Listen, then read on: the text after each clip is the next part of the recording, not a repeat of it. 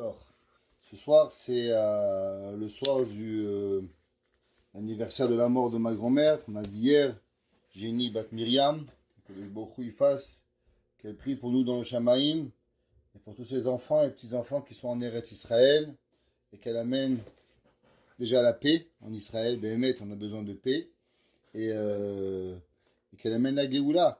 Quand la Géoula, elle viendra, alors on aura tout. Chacun de nous, il doit demander à nos ancêtres pour prier pour nous.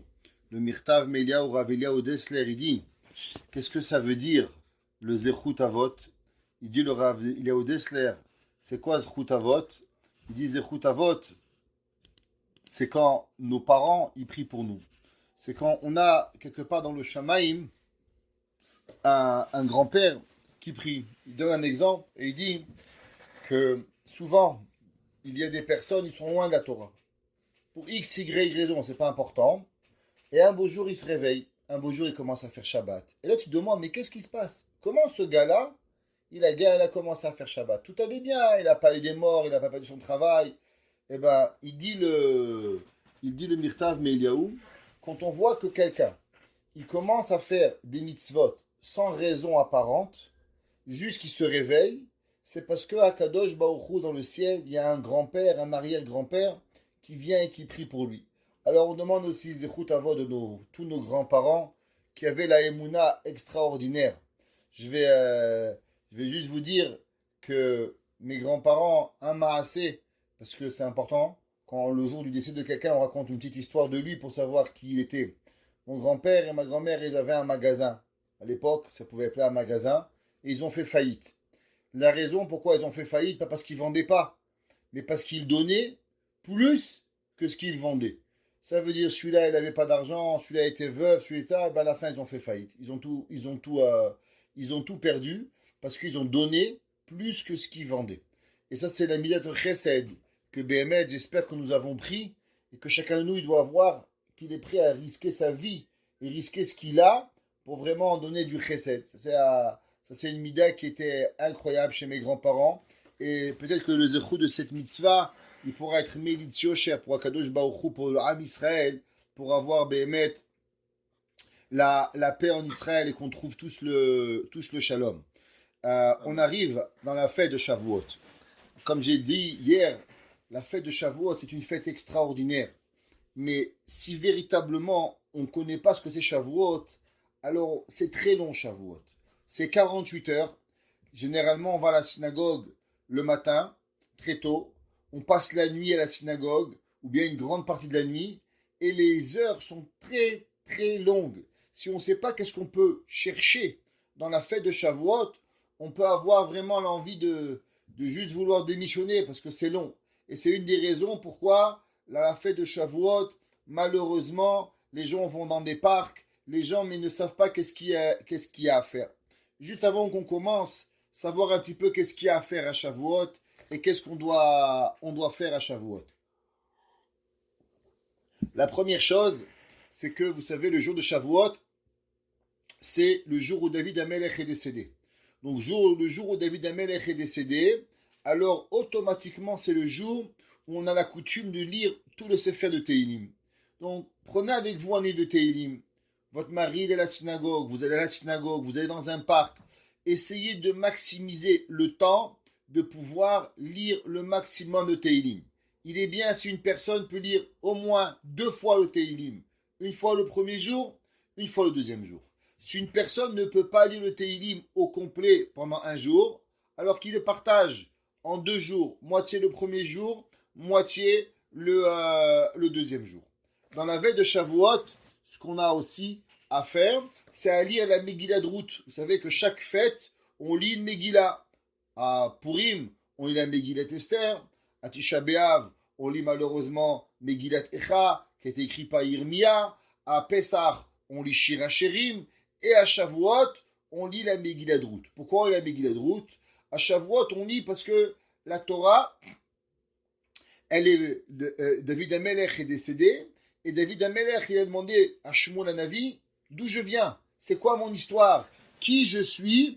Alors, automatiquement, Shmuel Hanavi, le prophète Samuel, qui était son Yerzeit cette semaine, dimanche, le 28, il a écrit Shmuel Hanavi, il a écrit Megillah Ruth pour expliquer d'où venait David Amelech. Maintenant, il faut comprendre, c'est quoi Megillah Ruth? Si on lit Megillah Ruth, juste au passage rapidement, on ne peut pas comprendre pourquoi on a écrit une Megillah. Juste pour nous finir et nous dire que Boaz, il a enfanté, qu'à la fin, il y a eu David Amelech. Bon, ça va, ça prend 3 psukim, ça. C'est quoi toute l'histoire de la Megillah Ruth? La Megillah Ruth, elle veut nous apprendre une seule chose. Le concept du chesed. Si vous regardez la Megillah Ruth avec ses yeux, voir à combien, véritablement, toute la Megillah Ruth, elle est basée sur le concept qu'une personne doit donner. À combien une personne, elle aime Hachem. Ruth va abandonner son titre royal, pas pour devenir, comme la princesse américaine, devenir la plus grande des bassesses du monde, mais elle va abaisser et elle va lâcher Ruth à Moavia, elle va lâcher le royaume pour pouvoir devenir une pauvre. Mais pourquoi? Parce qu'elle aimait tellement Dieu qu'elle va prête à tout lâcher. Donc d'abord, Megillah Ruth, on la lit à Shavuot parce que c'est le don de soi. Vous savez que à Shavuot, c'est Matan Torah. C'est quoi le Matan Torah? C'est quoi recevoir la Torah? Eh bien, la première chose, c'est que Matan Torah, il y a une chose qu'on doit savoir. Pour recevoir la Torah, on doit être dans un amour inconditionnel avec Hakadosh Baruch Hu. Qu'est-ce que ça veut dire un amour inconditionnel avec Dieu? Dans la vie, il y a beaucoup de monde que eux, véritablement, ils sont prêts à la Torah. Ils sont prêts à avoir Ahavat Hashem, Yirat Shamayim. Mais ça demande beaucoup de conditions au préalable. Exemple, il dit, moi, je veux bien aller à la synagogue tous les matins. Bon, mais il faut que tu viennes me chercher. J'aime bien aller à la synagogue, mais il faut que tu m'offres le café. J'aime bien le Shabbat, mais il faut qu'on m'amène à manger. J'aime bien avoir ça, mais il y a beaucoup de conditions. Il disait, Rav Nachum de Tchernobyl, il a dit un jour, Rabbi Nachum de Tchernobyl, il s'est passé un jour une histoire, il est allé dans une auberge, et Rabbi Nachum de Tchernobyl, il faisait Tikkun Chatzot. Et quand il faisait Tikkun Chatzot, alors les anges descendaient du ciel et entouraient Rabbi Nachum de Tchernobyl pour venir voir, écouter les pleurs de Rabbi Nachum de Tchernobyl. Et avec ces larmes qu'il récupérait, il montait chez Akadosh Baruch Hu pour plaider la venue de Mashiach. Alors l'aubergiste, il a vu un jour le feu qui entourait la chambre de Rabbi Nachum de Tchernobyl. Alors il a cogné la porte et dit, Rabbi, il y a un feu. Le Rabbi, il dit, il n'y a pas un feu. Il dit, mais je vois des flammes. Il dit, c'est seulement les anges. Il dit, mais pourquoi ils viennent chez vous, Rabbi, pour les anges? Il dit, parce qu'ils viennent parce que je prie sur Mashiach. Alors le Rabbi lui a demandé, est-ce que tu veux Mashiach? Alors elle dit, je ne sais pas, je vais demander à ma femme. Alors il est parti voir sa femme, il lui a dit, est-ce que tu voudrais Mashiach? Alors elle a dit, est-ce que les chevaux vont venir avec nous? Alors il lui a dit oui. Il lui a dit, est-ce que les vaches vont venir avec nous? Il lui a dit oui. Il dit, est-ce que les poulets vont venir avec nous? Il lui a dit oui. Il dit, est-ce que l'auberge va venir avec nous? Alors il lui a dit non, le Rav. Alors elle lui a dit, alors on ne veut pas Mashiach. Rabbi Nachum de Tchernobyl, il a dit, de là on apprend une règle extraordinaire. Énormément de gens veulent Mashiach. Mais ils veulent tous Mashiach sous condition. Ils veulent la Géoula sous condition. C'est comme les gens. Ils disent, moi je veux bien un bon Shalom Baït, mais à condition. Ma femme doit me faire, mon mari doit me faire. On ne peut pas se sacrifier pour l'autre. Il faut que tu rentres dans la vie de l'autre. Il faut que l'autre, il devienne ton esclave. Alors ça va bien aller. Mais si c'est à toi de te plier à l'autre, ça ne marche pas. La Torah, elle te dit, tu sais ce que c'est Matan Torah? Tu sais ce que c'est recevoir la Torah? Recevoir la Torah d'abord, c'est le don ultime de soi, sans aucune condition. Ruth à Moavia, elle a fait le don de soi-même à tous les niveaux. Elle a laissé son père, sa mère, ses frères, ses sœurs, tout ce qu'elle pouvait avoir, elle a laissé. Pourquoi? Pour rentrer Tachat Kadfea Shechina. Qui c'est qui a fait ça? David Amelech a pris ça. David Amelech avait ce même symbole. Il s'est donné entièrement à Kadosh Baruch Hu. D'abord, quand il arrive Shavuot, on doit se poser une question véritable. À combien on est prêt à se donner envers Hakadosh Baruch Hu? Est-ce que j'ai des conditions préalables ou pas? Vous savez, dans le Kiryat Shema, il y a 3 parties. La première partie, Ve'ahavta et Hashem Elokecha. Après, Ve'hayim Shamoa. et la troisième partie, Vayomer. Les trois parties de Shema, elles sont écrites dans trois endroits différents. Une dans Parashat Vaetranan, une dans Parashat Ekev et une dans Parashat Shelach. Malgré qu'elles sont les trois ramenées dans Kiryat Shema, mais véritablement, ce n'est pas une partie, ce sont trois parties de Kiryat Shema. Dans les Tefillin, il y a quatre parties. Il y a Shema, Ve'afta, Ve'haya im Shamoa, Kadesh Tikol Bechor, Ve'haya ki Aviacha. Il n'y a pas Vayomer, la parashat Tzitzit n'est pas écrit dans le schéma. La seule et unique raison pourquoi on mentionne dans Kiryat Shema la troisième partie, la mitzvah de Tzitzit, à cause que de là-bas, dans cette partie, ça parle de Yetziat Mitzrayim. Ani Hashem Elokechem Asher Hotzeticha Meretz Mitzrayim. La Torah nous dit que nous avons une obligation de mentionner le matin et le soir Yetziat Mitzrayim. Donc, comme on fait Kiryat Shema le matin et le soir, alors on a mis la mitzvah de Tzitzit, où on parle véritablement de Yetziat Mitzrayim, on l'a connecté avec la mitzvah pour que les gens accomplissent la mitzvah en même temps. Mais elles n'ont rien à voir avec.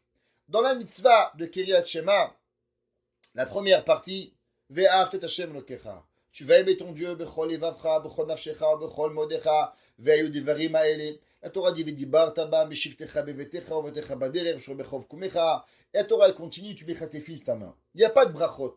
Il n'y a pas de, comme la deuxième partie, qui nous parle de récompense matérielle sur l'accomplissement des mitzvot. Rien, des obligations. La deuxième partie de Kiryat Shema, Ve'aya im Shamoa tishmeu, el midota asher anuchim etzavetchem hayom, le'ahava te'aseh besadecha. La Torah nous permet énormément de bonté, la pluie, tout ce qu'on peut avoir de bien dans la vie, on l'a quand on accomplit les mitzvot. Un de grands maîtres, le Shav Shmatata. Le Shav Shmatata, il a écrit un livre, il a écrit plusieurs livres. Entre autres, il a écrit le Ktsot HaChoshen. Le Ktsot HaChoshen est une des œuvres les plus grandes dans l'étude de la Torah. Le Rav Aryeh Cohen, qui était un des plus grands penseurs à l'époque du Chosé de Lublin, il n'était pas chassid, même anti-chassid, mais il était un homme de Torah, un homme pauvre, un homme qui a donné sa vie à Torah. Il a écrit 3 livres. Il a écrit le premier, le Ktsot HaChoshen, il a écrit le deuxième, le Avnei Miluim, et le troisième, le Shav Shmatata. 3 livres il a écrit. Dans la Hakdama du Shav Shmatata, il demande cette question. Pourquoi dans la première partie de Shema, Ve'ahavta et Hashem Elokecha, on parle seulement des obligations, Kabal ol Malchut Shamayim, aimer Dieu, étudier la Torah, dans ta maison, en chemin, mais les téphilines, mais on ne parle pas de récompense. Dans la deuxième partie, comme on a dit, là-bas nous parlons aussi des récompenses. Et il dit quelque chose d'extraordinaire, mesdames et messieurs, apprenez ça, ça vaut la peine de le garder. Il dit, pourquoi la première partie, elle n'a pas de récompense? Parce que principalement, la première partie du schéma, elle parle de l'étude de la Torah. Quand la Torah dit Vishinantam levanecha vedibartabam, qu'est-ce que tu vas enseigner à tes enfants? Picsou? Astérix? Quoi que tu vas apprendre à tes enfants? La Torah? L'homme, il doit apprendre la Torah. Shma beni musaravicha, ve'altitosh Torah timecha. Les parents doivent apprendre la Torah. C'est quoi Vishinantam levanecha? Tu vas leur apprendre la Torah. La Torah, elle est faite pour être transmise de père en fils et de mère en fille et ainsi de suite. La deuxième partie du schéma, elle parle des mitzvot, l'accomplissement des mitzvot. La Gemara a dit que la première c'est Kabbalat Ol Malchut Shamayim, la deuxième c'est Kabbalat Od Mitzvot. Il dit le Shav Shmatata, la première partie de la Torah, un homme il doit savoir que si tu veux véritablement appartenir à Dieu, Ve'ahavta et Hashem Elokecha, tu veux vraiment rentrer dans la Torah, l'homme il doit rentrer dans la Torah sans condition. Même si tu n'as pas de quoi manger, tu n'as pas de quoi boire, on t'enlève tous les plaisirs de ta vie. La Torah, elle doit appartenir à l'homme, même s'il n'y a pas au préalable des conditions favorables. Si l'homme il veut des conditions favorables pour apprendre la Torah, il ne peut pas apprendre la Torah. L'inverse, les mitzvot, l'accomplissement des mitzvot, tu peux demander des conditions. Hachem te promet même de recevoir énormément de choses pour avoir l'accomplissement des mitzvot.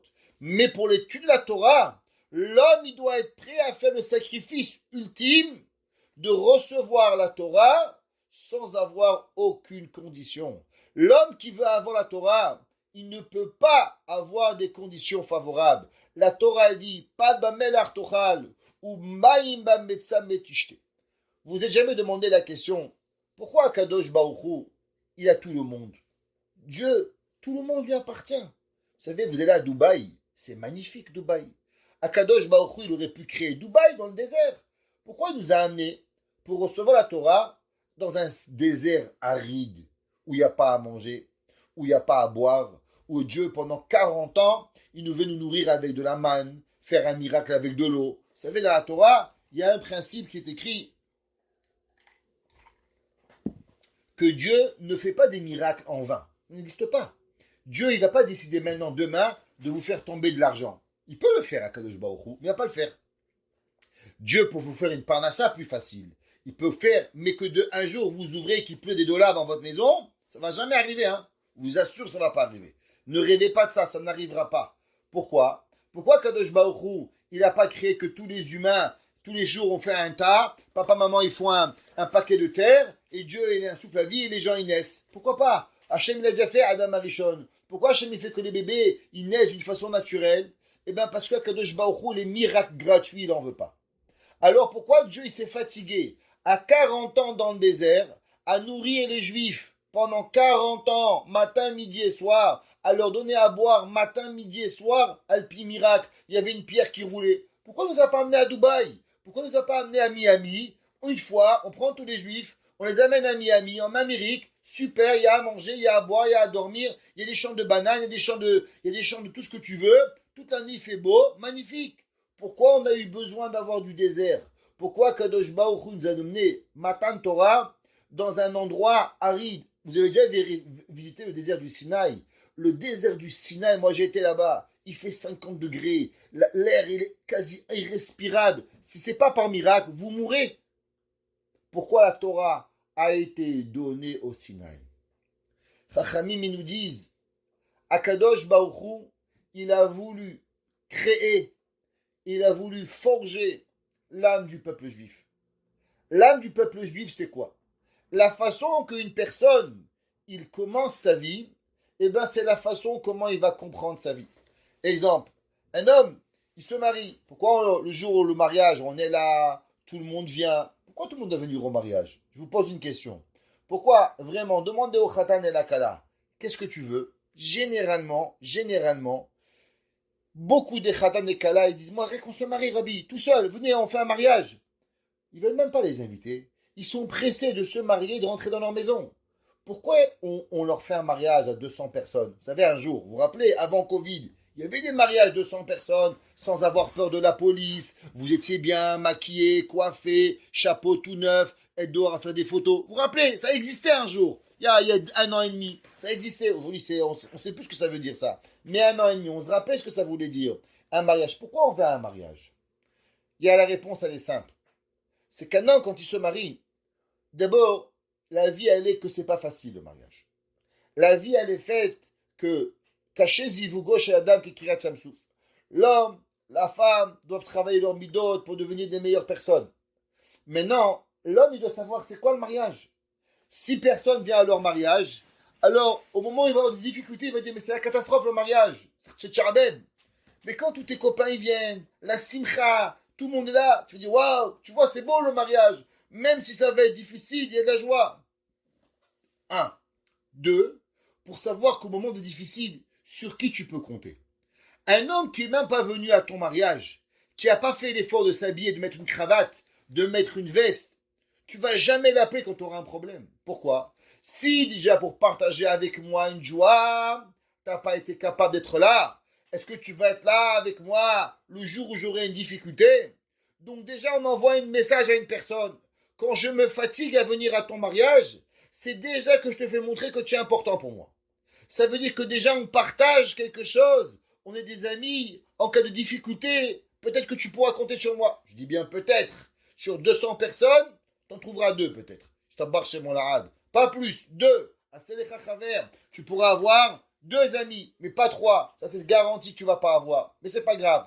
Au moins tu sais que tu auras 2 amis qui pourront arriver à ton mariage. Mais maintenant, la simcha que tu commences ta vie, c'est avec cela que la personne, toute sa vie, il va avancer. Akadosh Baruch Hu, au moment de Matan Torah, il a décidé, il a dit, regardez, si je vous amène à Miami, et vous allez avoir une belle pelouse, avoir un bel hôtel, avoir à manger, avoir à boire, avoir 1 million de plaisirs de la vie, chaque fois que tu vas commencer à avoir la Torah, tu diras, attends, amène-moi à Miami, amène-moi Coca-Cola, amène-moi un verre de vin, donne-moi une banane, donne-moi une pêche, donne-moi un jus d'orange, donne-moi, avant que je commence la Torah. Parce que Dieu, c'est comme ça qu'il y a la Torah. Hachem, il y a la Torah dans un désert. Il n'y a pas à manger, il n'y a pas à boire, il n'y a pas à dormir, par terre, il n'y a rien. Markach Kolo, Walo, Gournish min Gournish, comme diraient chez nous les copains de Marrakech. Gournish min Gournish, zéro, tu vas avoir. Et comment la Torah? Eh bien, la Torah te dit, tu vas la commencer comme ça. Tu vas commencer la Torah en pleurant. La Torah te dit, Hazorim bedima, berina yiktsoru. Quand tu vas planter la Torah avec des pleurs, et tu vas arriver, ça va être difficile. Tu vas arriver en bas de Matan Torah, il va faire chaud, 3 jours de préparation, il n'y a pas à manger, il n'y a pas à boire, il n'y a rien. Mais tu vas à la Torah, tu es prêt à la prendre sans condition, alors automatiquement, tu n'auras pas peur de la Torah. Il dit le Shav Shmatata. Et tu sais pourquoi la Torah, elle ne parle pas de Berachot dans la première partie de Shema? Parce que la Torah, elle parle du don de la Torah. La Torah, elle doit venir avec des efforts. La Torah, elle ne vient pas facilement. Ceux qui pensent qu'on va commencer la Torah, on va se mettre ici, on va avoir, on va faire. Le Rabbi Yosef Kainman, qui a ouvert la yeshiva de Podovitch. Les gens, quand ils ont ouvert la yeshiva, ils ont dit, Rabbi, il faut avoir un compte en banque. Il faut dire, moi, j'ai rien du tout. On commence la yeshiva, Hachem il va donner, Hachem il va faire. Pourquoi? Parce que la Torah, elle doit être prête à commencer sans rien. Une vraie Torah, c'est quand une Torah, une personne, elle arrive et elle est prête au sacrifice ultime. L'ultime de quoi? D'être dans le désert. Hachem il te dit, toi tu prends la Torah. Toi tu es Mekabel la Torah. Toi tu dis Naase Venishma. T'inquiète pas. T'as peur de quoi manger? Moi je te nourris. T'as peur de quoi boire? Moi, je vais te donner à boire. Tu dis, mais Rabbi, Akadosh Baruch Hu, pourquoi tu fais un miracle que tu pourrais m'amener à Miami? Non, c'est pas un miracle qui n'est pas nécessaire. Parce qu'à Miami, il n'y a pas de Torah. Parce que dans les îles Vierges, il n'y a pas de Torah. Tu sais où il y a la Torah? À Bnei Brak, il y a la Torah. Là-bas où il y a les pauvres, où il est Rav Chaim Kanievski, où elle sort la Torah? La Torah, elle est sortie de Radin. La Torah, elle est sortie de villes où il n'y avait pas à manger, il n'y avait pas à boire, il n'y avait rien. La Torah, elle est sortie d'une place où les gens avaient décidé de l'étudier sans rien. Alors, Béhémet, ils sont arrivés à la Torah. Et c'est quoi cette Torah? Pourquoi on a besoin de cette Torah si magnifique? Avant qu'on continue, on va ramener une Gemara. Une Gemara connue, que ceux qui sont dans le cours avec moi, alors, ils ont déjà connu cette Torah, cette Gemara dans Masechet Shabbat. Vous savez que Moshe Rabbeinu va monter au ciel. C'est pas une blague. C'est pas juste un conte. Moshe Rabbeinu, il est monté au Shamaïm. Beaucoup des commentateurs nous disent même que Moshe Rabbeinu, il a perdu quelque part la récompense de la Emouna. Pourquoi? Parce que vous et moi, on n'a pas vu Dieu. On ne connaît pas Dieu.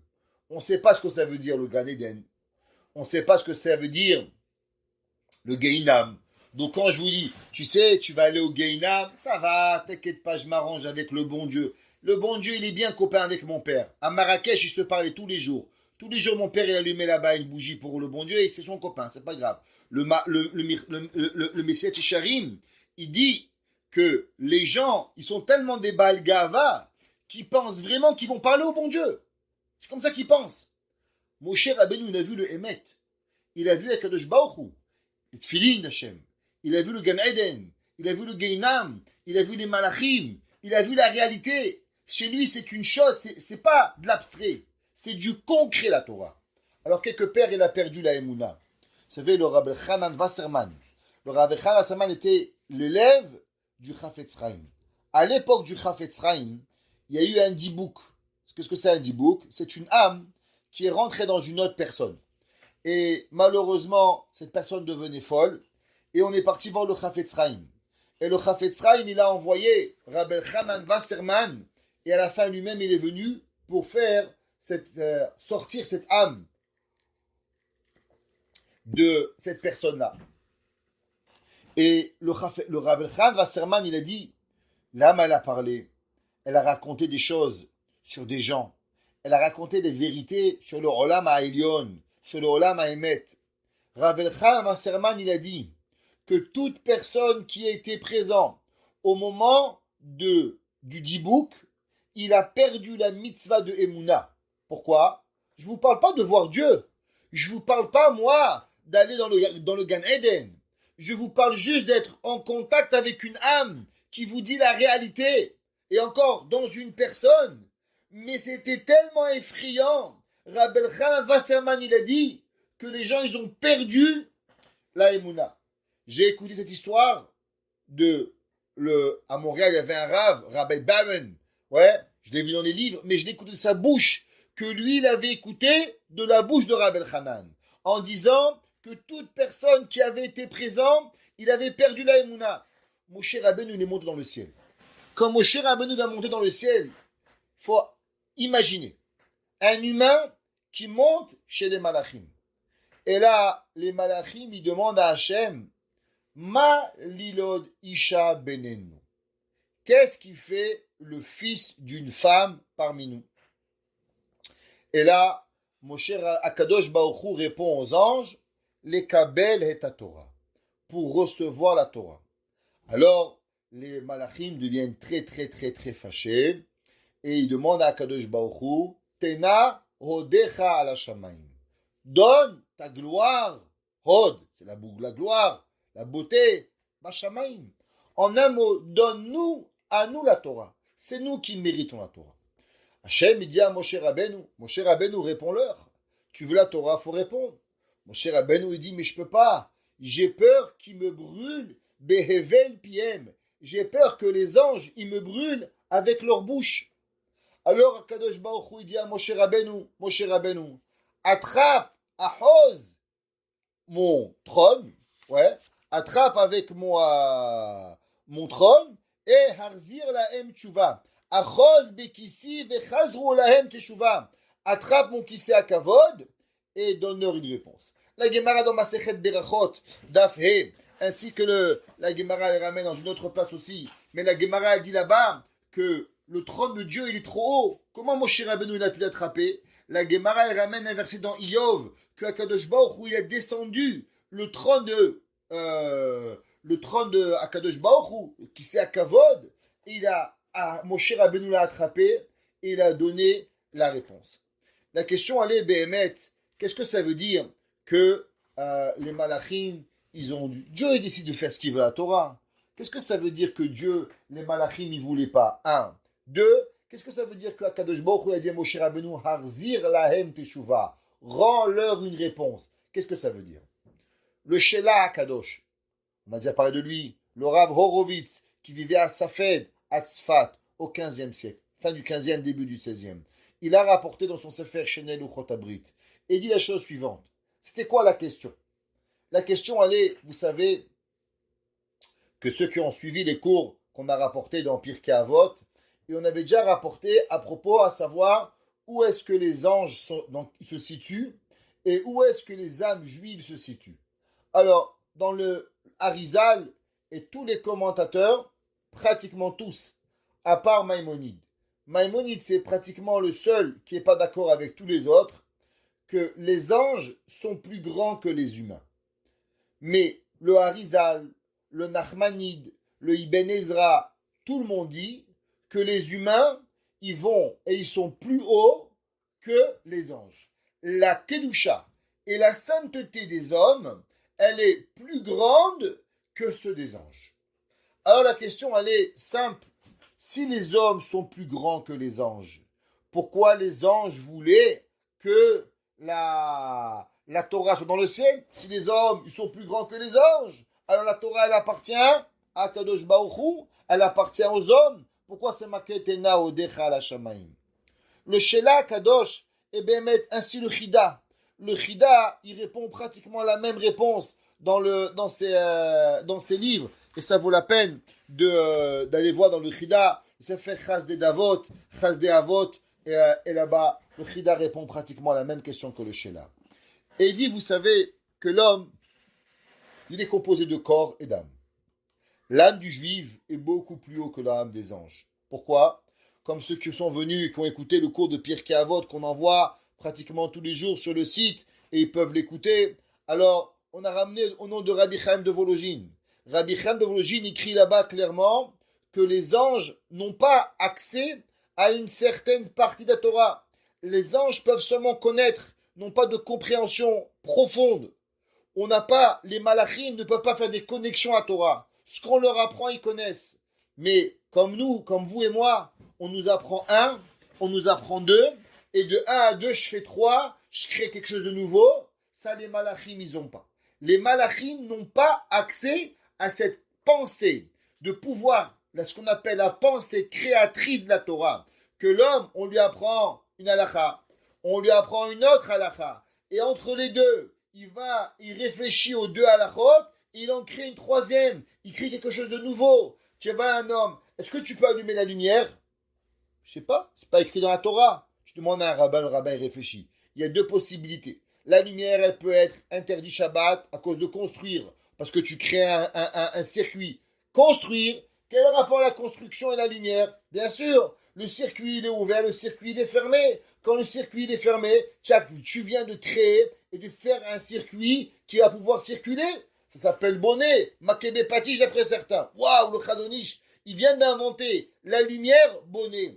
Il va demander le Rav Shlomo Zalman Auerbach, mais c'est pas vrai, un bonnet, il n'est pas comme ça. C'est Chaya Mishum Avir. Alors il y a une discussion entre le Chazonish et le Rav Shlomo Zalman Auerbach. Est-ce que l'électricité, elle est de Horaïtam, elle est des Rabanan? Est-ce qu'elle est Mishum Mavir? Elle est Mishum bonnet? Elle est Mishum Makebe Patish? Elle est Mishum des Rabanan? Et il y a plein d'opinions.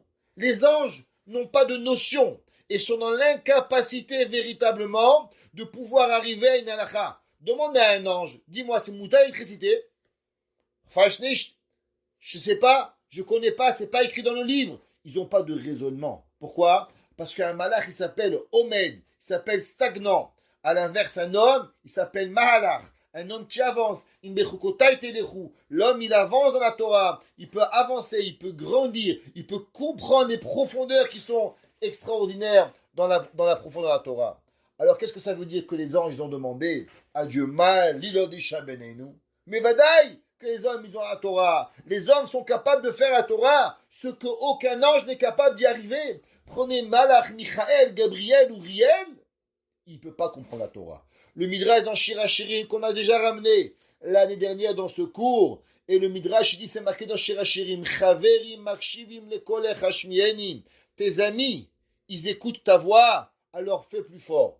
Nous dit le Midrash dans Shir HaShirim, de quoi nous parlons? Les malachim, ils disent aux humains, quand vous parlez, levez un peu plus la voix, parce que nous aussi on veut écouter. Là vous comprenez pourquoi Rabbin Krémizi crie toujours dans le cours, parce qu'il a peur que les malachim ils n'entendent pas. Haverim makshivim lekolech hashmieni. Les malachim ils veulent écouter la Torah. La Gemara nous dit que Nathan ben Uziel, les malachim ils venaient et les oiseaux qui passaient par devant chez lui, alors ils brûlaient. Le Maharsha il dit, et le maître de Nathan ben Uziel, qu'est-ce qu'il y avait? Hillel, il dit que quand il étudiait, tous les oiseaux d'Israël ils brûlaient. Pas seulement au-dessus de sa tête.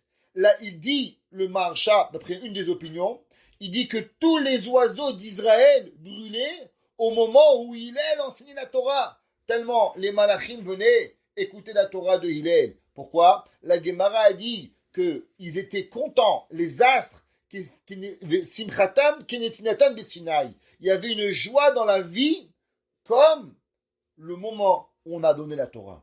Ça, c'est ce qu'on appelle Matan Torah. Mais les malachim, ils ont dit, mais l'homme, il n'est pas toujours en train d'étudier. L'homme, il est en train des fois de fauter. L'homme, des fois, il s'approche de Dieu et des fois, il s'éloigne de Dieu. Donc, un homme qui s'éloigne de Dieu, comment c'est possible qu'on va lui donner la Torah? Après qu'on lui donne la Torah, il va la garder. Si l'homme était capable de rester en progression constante, alors bien sûr, la Torah elle revient à l'homme. Mais l'homme, il n'est pas en progression constante. L'homme, il est en progression. Il avance, il recule, il avance, il recule. Sheva, Yipol, Tzadik, Vekam. Pourquoi? Parce que l'homme, il est fait d'une certaine façon que pour pouvoir apprécier la Torah, pour pouvoir apprécier le bon, il doit avancer et reculer. On a déjà parlé dans un cours pourquoi l'homme il doit manger. À cause que l'homme, quand il mange, il s'éloigne de Dieu. Et là, il revient avec plus de bonheur. Pourquoi l'homme il dort? Pour apprécier. Si l'homme il dormirait pas, il n'apprécierait pas sa femme, il n'apprécierait pas ses enfants, il n'apprécierait pas la vie, il n'apprécierait rien du tout. Le fait qu'on va dormir, on s'arrête, on se rouvre, waouh, c'est beau, tiens, j'avais pas vu ce beau livre. Ah, celui-là, je ne le connaissais pas. Ah, celui-là, il n'est pas là. Et notre vie, elle est faite qu'on a ce qu'on appelle le koach haïtrachut, le koach du nouveau. On demandait les malachim, mais je ne comprends pas. L'homme, il va arriver à fauter. Parce que de la même façon qu'il peut aller vers le haut, il peut aller vers le bas. Alors, comment c'est possible qu'on va donner la Torah? Akadosh Baruch Hu demande à Moshe Rabbeinu Harzir Lahem Teshuva. Qu'est-ce que ça veut dire? Harzir Lahem Teshuva. Et il dit, le Shela Akadosh, écoutez. Veze sod ha'inyan ki malaché ha'sharet ki trigru ma'enos ki tiskirenu. On sait que les anges, quand Akadosh Baruch Hu il a demandé aux anges, Naase Adam, venez, on va créer l'homme. Qu'est-ce que les anges ils ont dit? Ma'enos ki tiskirenu. Pourquoi tu veux créer un homme? L'homme, il est en catastrophe, il va faire des avérotes. Pourquoi? Parce qu'il est prêt à fauter, il est prêt à la touma. Déjà, on ne voulait pas qu'il soit créé. Maintenant que l'homme il est créé, tu voudrais lui donner la Torah? Alors, Akadosh Baruch Hu, il leur a dit, c'est vrai, l'homme il ne mérite pas d'être créé. Mais qu'est-ce qu'il y a? Il y a la Teshuvah. La Teshuvah, elle est faite pour pouvoir donner à l'homme la possibilité d'arriver à pouvoir devenir une meilleure personne. Qu'est-ce que ça veut dire? Akadosh Baruch Hu, il dit, Achos bekissé, attrape mon trône, vechazru lahem teshuva, et donne-leur une teshuva. Teshuva, ça veut dire en un mot deux choses. Ça peut vouloir dire réponse, mais ça peut dire aussi revenir. Il dit le Shela Akadosh, que Akadosh Baruch Hu, il dit aux malachim, mais vous avez rien compris. Est-ce que vous pensez que la Torah, elle est faite pour rester toujours à la même niveau? C'est faux. La Torah, elle est faite que chazer lahem tshuva. Tu sais ce que c'est la réponse aux anges? Eh bien, aux anges, il faut leur dire que le peuple juif, il a la possibilité de faire teshuva.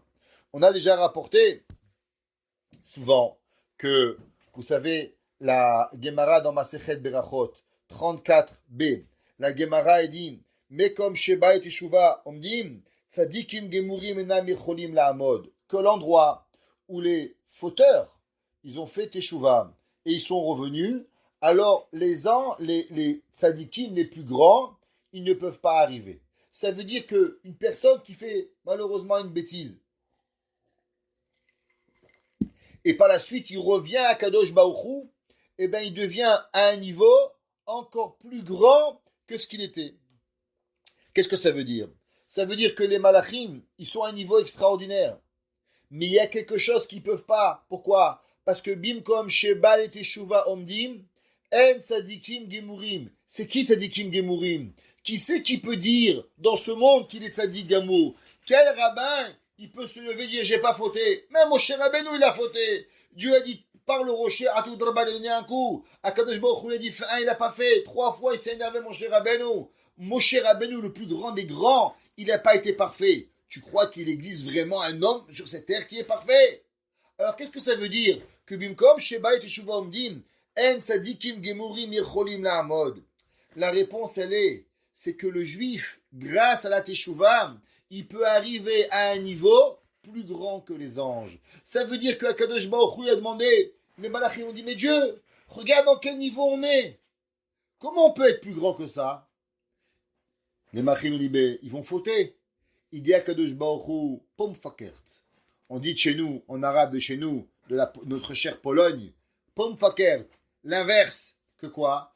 Que du fait que l'homme il peut fauter, mais que de l'homme il peut faire teshuva, de là il va grandir à un niveau qui est encore plus grand. Que l'homme il peut véritablement arriver. Pour penser, on va essayer d'avancer un petit peu plus, c'est que le temps avance. La Gemara, elle nous dit verset dans Daniel. Le verset dans Daniel, il dit Nahar dinor neged venafag mitkademu, que il y a devant Dieu un fleuve qui s'appelle Nahar Dinor. C'est quoi Nahar Dinor? Qu'est-ce que c'est ce fleuve qui s'appelle Nahar Dinor? La Gemara, dans Masechet Chagiga, page Yud Gimel, 13b, la Gemara demande, Mechanafik, de où se trône cette rivière de lave, ça s'appelle Nahar Dinor, c'est une rivière de lave bouillante, d'où elle sort cette rivière-là? La Gemara dit, Mezi'atan shel Chayot. Vous savez qu'il y a différents anges, il y a ce qu'on appelle Malachim, Ophanim, Hayot. Ouais, Chayot, c'est les anges qui ont des formes animales, ça s'appelle Chaya. Et ben eux, c'est les plus grands, c'est les anges les plus élevés qui existent sur terre. Sur terre, sur la création de Dieu. Ça s'appelle Hayot HaKodesh. La Gemara dit que ces anges, ils sont proches de Dieu et que la peur de la Yirat Shamayim qu'ils ont de Hakadosh Baruch Hu, eh ben, ils transpirent. Et de cette transpiration, il est né le Nahar Dinor. Il est né le fleuve de Dinor. Et la Gemara a dit, Ulechan Shafir. La Gemara a dit, mais où il va ce fleuve? Où elle va cette lave? Amarav Zuta Bartuvia Amarav al Rosh Reshaim Begehinom. La Gemara a dit sur la tête des mécréants dans l'enfer. C'est là-bas que Nahar Dinor il est fait. Et la question, quel est le rapport entre la Yirat Shamayim, la crainte de Dieu que les Chayot elles ont avec le Nahar Dinor et la punition des mécréants qui vont avoir.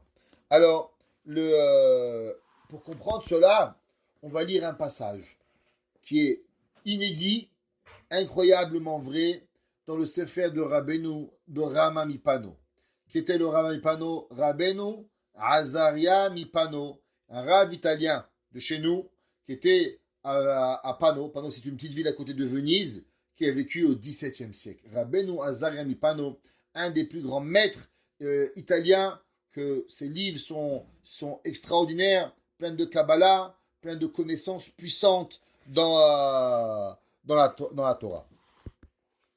Et il dit, on sait, Rama Ipano, il dit, on sait que les anges, ils sont appelés, comme on a expliqué, Hayot. Hayot, Milachon, Chaim, la vie. Aussi, comme on a dit, qu'ils ont un certain aspect animal, comme on voit, ils sont ceux qui portent le Kisei HaKavod. Et eux, ces Malachim là, c'est eux qui portent le trône céleste d'Akadosh Baruch Hu. Par exemple, le lion, par exemple, l'aigle, par exemple, le taureau, l'homme, l'enfant, le carouve. Tout ça, c'est pas des formes, c'est des anges à la forme d'un lion, à la forme d'un aigle, à la forme d'un taureau, que eux, ils portent le Kisei HaKavod. She'alav kaviachol yoshev Kisei HaKavod ha'elyon. Et que sur eux, il se pose le trône céleste de Hakadosh Baruch Hu. Veine. Av shechayot hakodesh nosot et Kisei HaKavod. Il dit malgré que les anges, ils portent le trône céleste de Dieu, aval et maasé. Mais il faut savoir que véritablement, comme vous savez que tout ce qu'il y a dans le ciel, il y a pareil sur terre.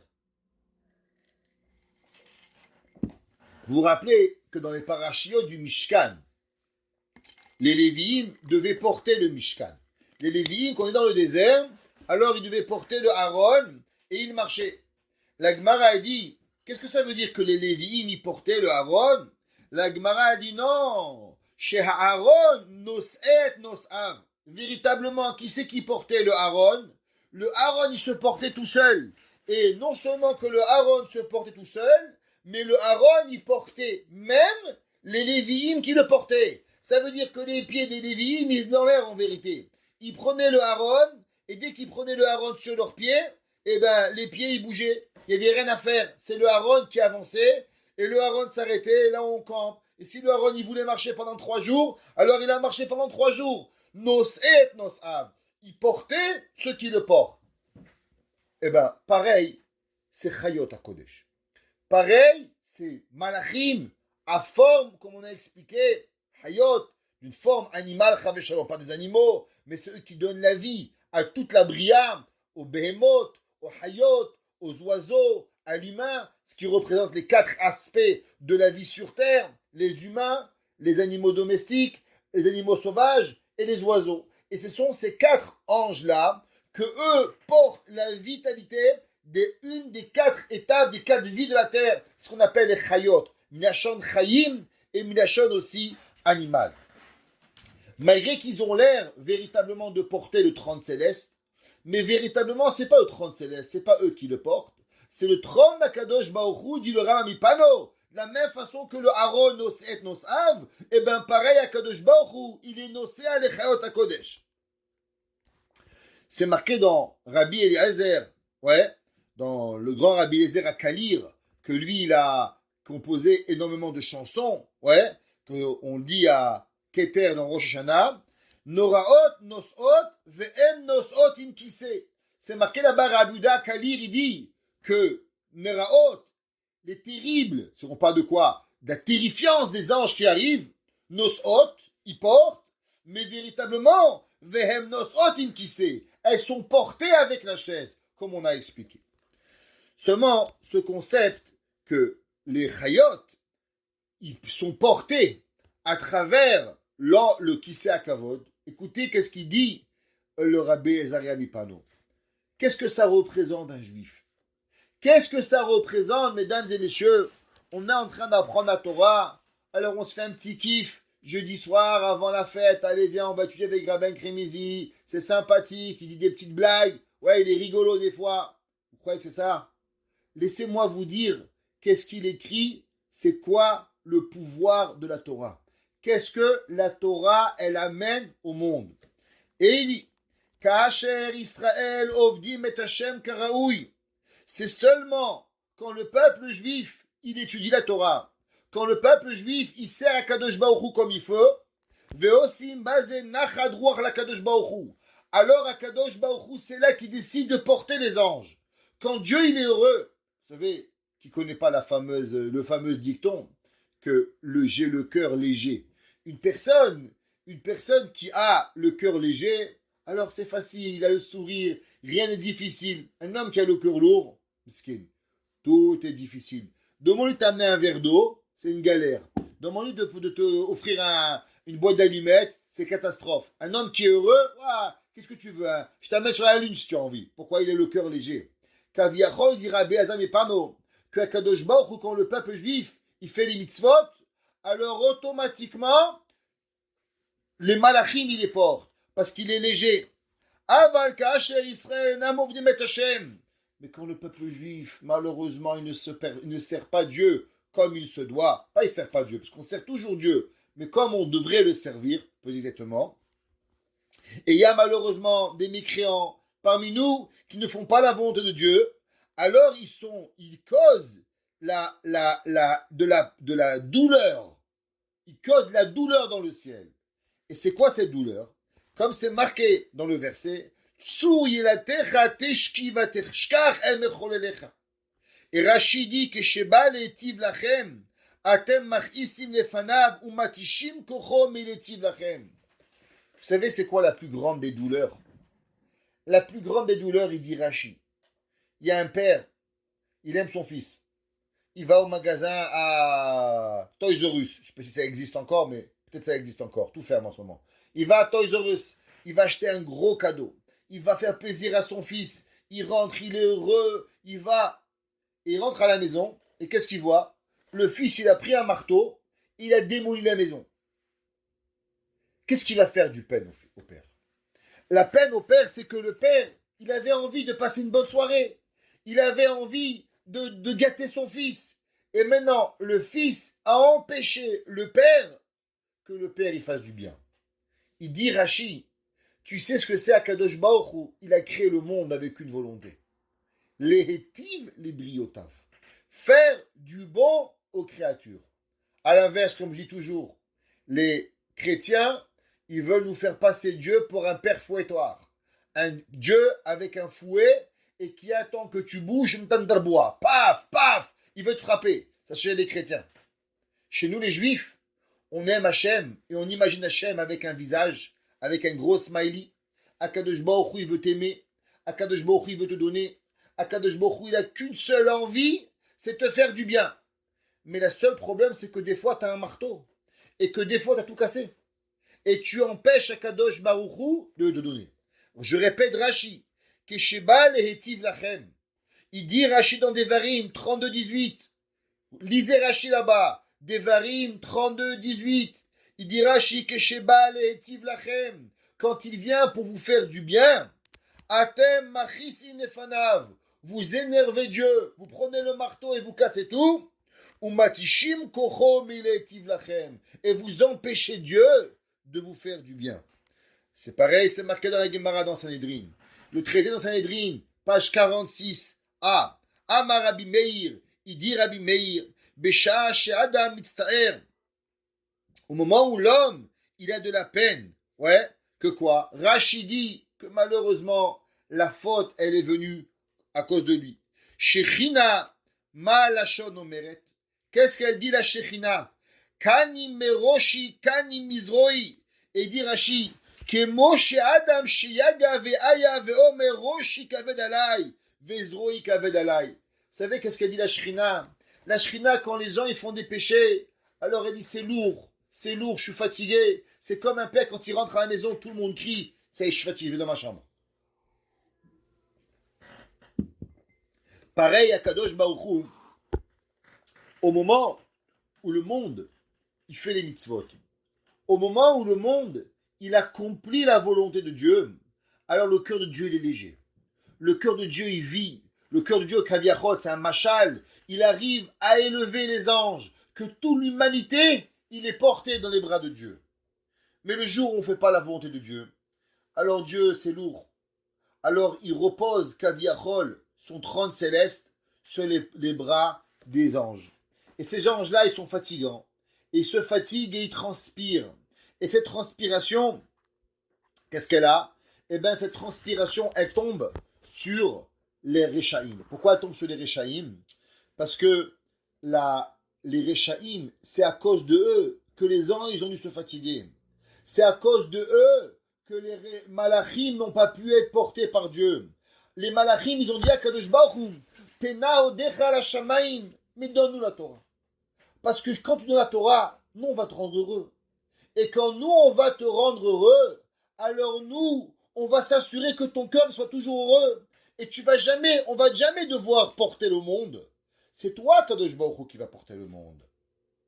Alors, Kadosh Baruch Hu, il demande à Moshe Rabbeinu, Arzir lahem teshuva. Fais-leur comprendre que c'est vrai que momentanément, l'homme, il peut fauter. Et automatiquement, les malachim, ils vont devoir transpirer. Ils vont nous créer Nahar Dinor. Ils vont créer l'enfer. Et ils vont brûler les gens dans l'enfer. Mais l'homme, il a la possibilité de se rattraper. L'homme, il a la possibilité d'arriver à un niveau qui est extraordinaire, que l'homme, il peut arriver plus grand que Kisei HaKavod. C'est marqué Gedolat Teshuva Shemagaat Ad Kisei HaKavod. La Gemara dit que la Teshuva, elle peut amener jusqu'au Kisei HaKavod. Pourquoi c'est marqué le Kisei HaKavod? Quel est le rapport Kisei HaKavod? Pourquoi on te parle de Kisei HaKavod? La réponse, elle est, c'est quoi le thermomètre du monde? Le thermomètre du monde, c'est est-ce que Dieu, il porte le Kisei HaKavod? Ou est-ce que Dieu, il écrase le Kisei HaKavod? Quand l'homme, il fait tchouva, quand l'homme, il fait plaisir à Dieu, quand l'homme, il donne nachad ruach la Kadosh Baruch Hu, alors Kadosh Baruch Hu, il arrive à élever l'univers. Akadosh Baruch Hu Kaviachol, il porte l'univers sur lui, il élève la matière. De la même façon que l'homme, à travers la Torah, manger, il mange pas, boire, il dort pas. La vie de l'homme, elle est totalement dans l'élévation totale. Et bien pareil, au moment où l'homme, il amène à Kadosh Baruch Hu, nachad ruach leyotzri, faire plaisir à Dieu, alors Akadosh Baruch Hu, il donne à la personne qu'il arrive à porter véritablement il arrive véritablement à élever le monde entier. C'est marqué dans les Sfarim, ouais, dans le Zohar, et on va essayer de comprendre ce verset, ce passage du Zohar. Le Zohar, il est écrit dans Parashat Vayikra. Il dit Kikemo she'areshaim nidonim begeinam benahar didor. Il dit de la même façon que les mécréants, ils sont punis dans le Geinam avec le Nahar Dinor. Kach nishmat hatzadikim tovelet benahar dinor. Pareil, les âmes des justes, ils se trempent et ils font un mikvé dans ce fleuve de Nahar Dinor, venit harot, et elles sont devenues purifiées. Et la question, pourquoi les tzadikim doivent passer par là-bas? Que les Rechaïm, c'est à cause de eux qu'ils ont puni, que les Malachim, ils ont dû porter, je comprends. Mais pourquoi on doit arriver que les tzadikim, eux aussi, ils doivent rentrer et ils doivent se purifier, comme le Zohar nous dit, dans ce fleuve de Nahar Dinor. Et il dit Kiarishonim, Kiareshaim, Nidonim behar dinor begeinam, Mishum shegarmu ba'avonotem lichyot hakodesh. Il dit à cause que les Rechaim, ils ont dû avoir cette punition parce que cette lave n'a existé que par leur mécréance, que par leur rishout, qu'ils doivent forcer les malachim à devoir porter. Si c'est comme si, pourquoi les malachim, alors eux, ils doivent arriver. Alors, le Bnei Issachar, un de nos grands maîtres, dans le mois de Nissan, il a écrit un livre. Le Bnei Issachar, il s'appelait Rav Tzvi Elimelech de Dinov. Il était un Rav, le Admour de Dinov, qui était le neveu de Rabbi Elimelech. Ceux qui ne connaissent pas Rabbi Elimelech, ils n'appartiennent pas au cours. Noam Elimelech, sa sœur, elle avait un fils, que ce fils-là, il s'appelait Rav Tzvi Elimelech de Dinov, qui a écrit un livre, le Bnei Issachar, comme ça qu'il s'appelle. Et il dit, le Bnei Issachar, dans son livre, et il dit Shiesh bet bichinot ba'avodat aborit barar shemo. Il dit qu'il y a deux façons de servir à Kadosh Baruch Hu. La première, ce qu'on appelle avodat massa, ce qu'on appelle le travail de porter. Qu'est-ce que ça veut dire? Il dit, comme c'est marqué dans Parashat Naso, à propos des Bene Kehat, que eux ils portaient le Aaron, que Akadosh Baruch Hu, que Moshe Rabbeinu, il leur a pas donné des charrettes. On sait que dans le Mishkan, il y avait certains travaux qu'ils avaient des charrettes. Par exemple, quand ils devaient porter les gourdins de bois du Mishkan, les grands poteaux qui mesuraient 10 amot, il y avait des charrettes. Et il y avait certains ustensiles qui étaient portés dans les mains des Lévi'im. Velibne kehat, lonatan ki avodat hakodesh alehem bakatef Isaou. Les Bene Kehat, comme on a dit, eux, ils portaient le Aaron avec leurs mains.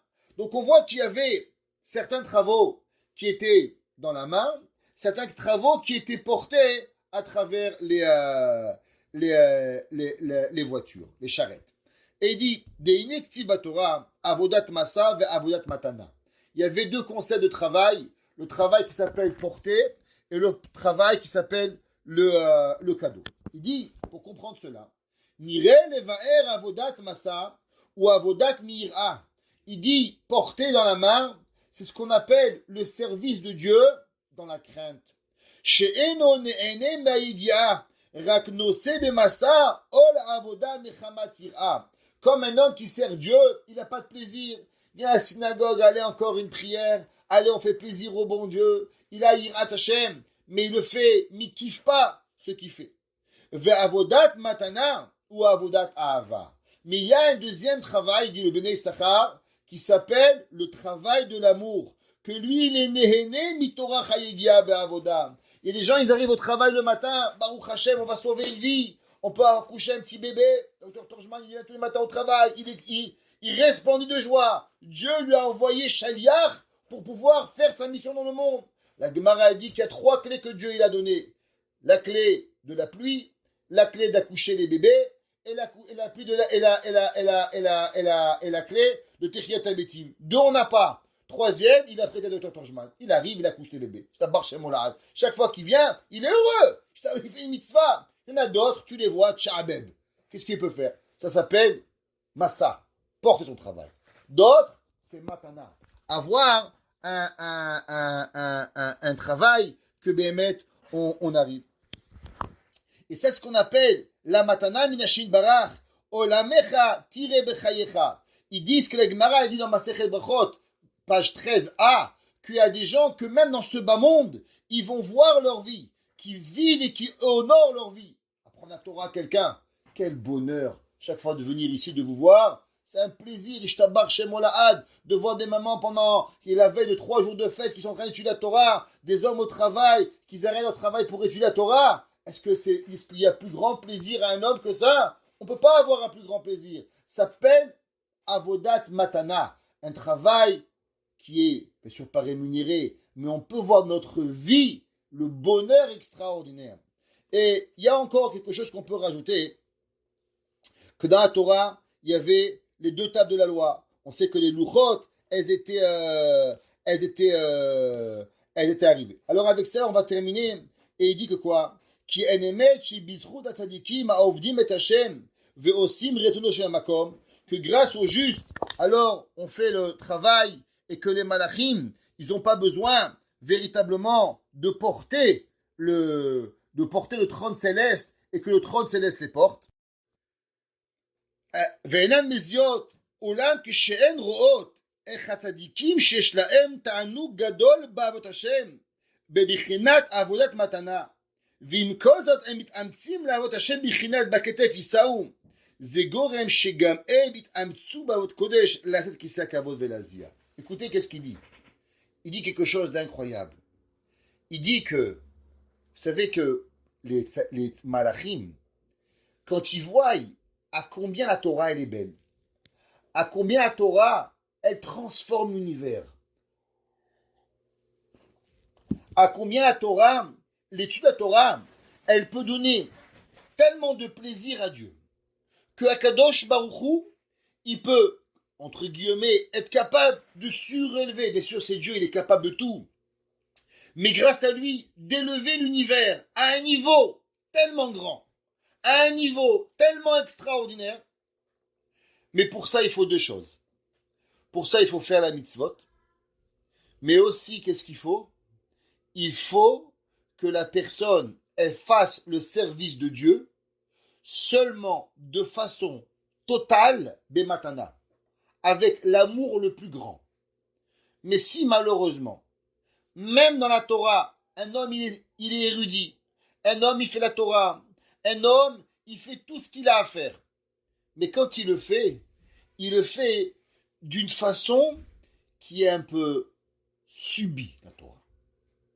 Eh bien, le fait qu'il subit la Torah, ça dérange Dieu.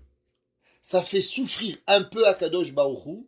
Et si Akadosh Baruch Hu, il pourrait porter tout le trône, eh bien, il porte le trône qu'à 99%. Il y a 1% qui est Kaviachol, Dieu, il se repose sur les anges.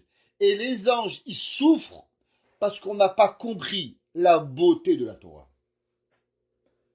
Ça veut dire que les malachim, ils nous veulent que non seulement on fait la Torah, mais ils veulent que notre Torah, elle soit complètement arrivée à un niveau d'être heureux totalement à la Torah.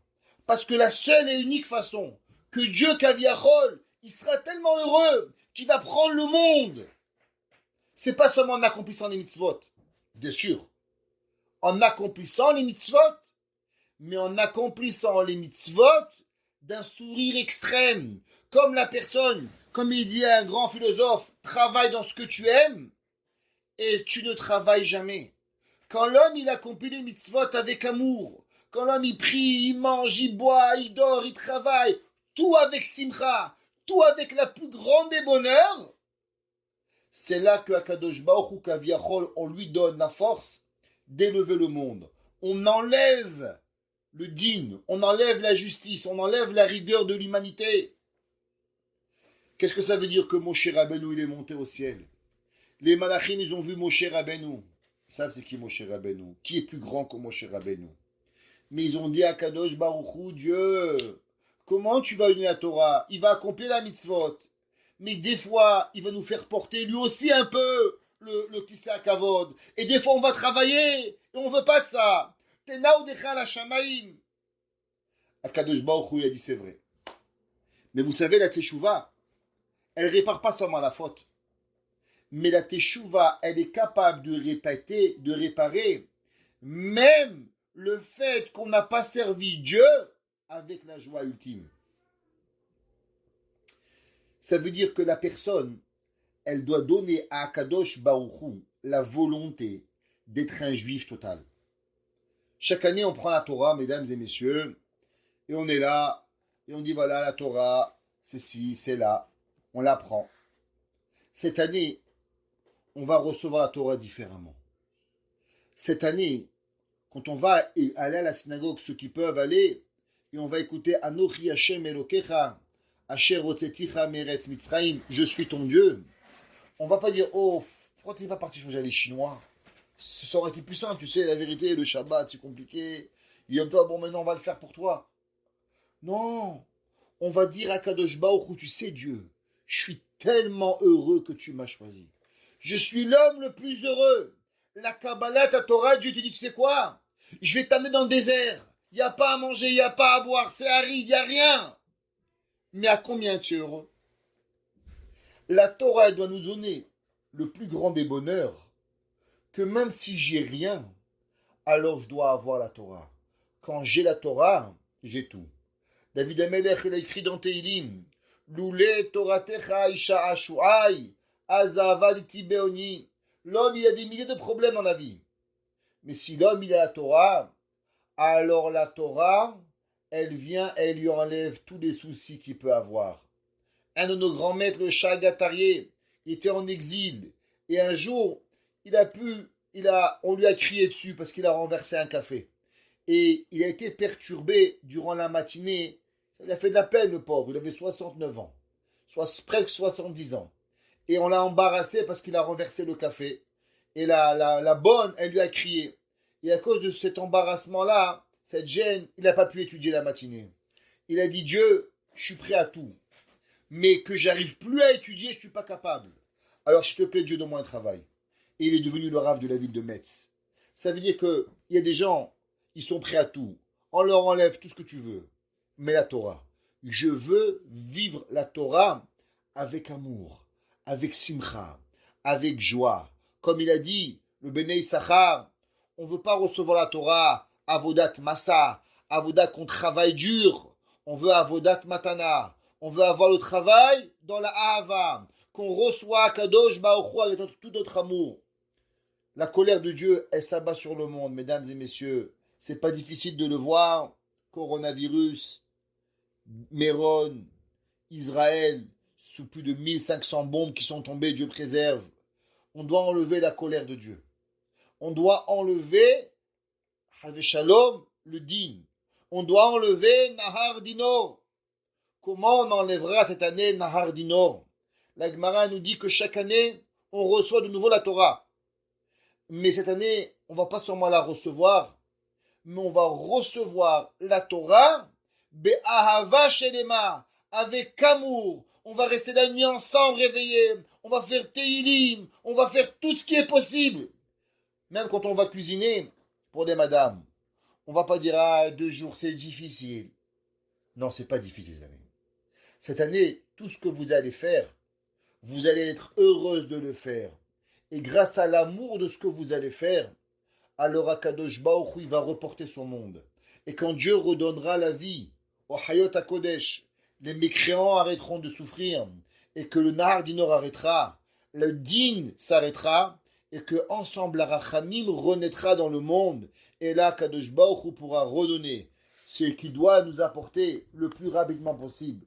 Mashiach Tzidkenu, Bimera Beyamenu. Comme l'a dit le Rachaim Akadosh, que ce que Akadosh Baruch Hu il veut véritablement pour amener le Mashiach, il veut seulement que les Juifs étudient la Torah. C'est quoi l'étude de la Torah? Bien sûr l'étudier, mais pas l'étudier avec difficulté, l'étudier avec facilité, l'étudier avec amour. Et le jour où Dieu il enlèvera sa pesanteur sur les malachim, alors ils pourront nous redonner la vie. Et cette vie-là recréera elle se redonnera dans tous les éléments de la terre, et ensemble, on sera prêt à recevoir Mashiach Tzidkenu Bimera Biyamenu, et on verra de nos yeux Vechai Ze'ev Im Keves, et va vivre le lion avec la brebis, va vivre les hommes les uns avec les autres, le shalom vivra parmi nous, parce que la colère de l'éternité, la colère du monde sera partie, la justice du monde, la rigueur partira, et l'amour, et la hava, et le shalom pourra résider. Et que ensemble, nos yeux, chacun de nous, pourront vivre ces moments-là, Bebiyad Goel Tzedek, Bimera Biyamenu. Amen.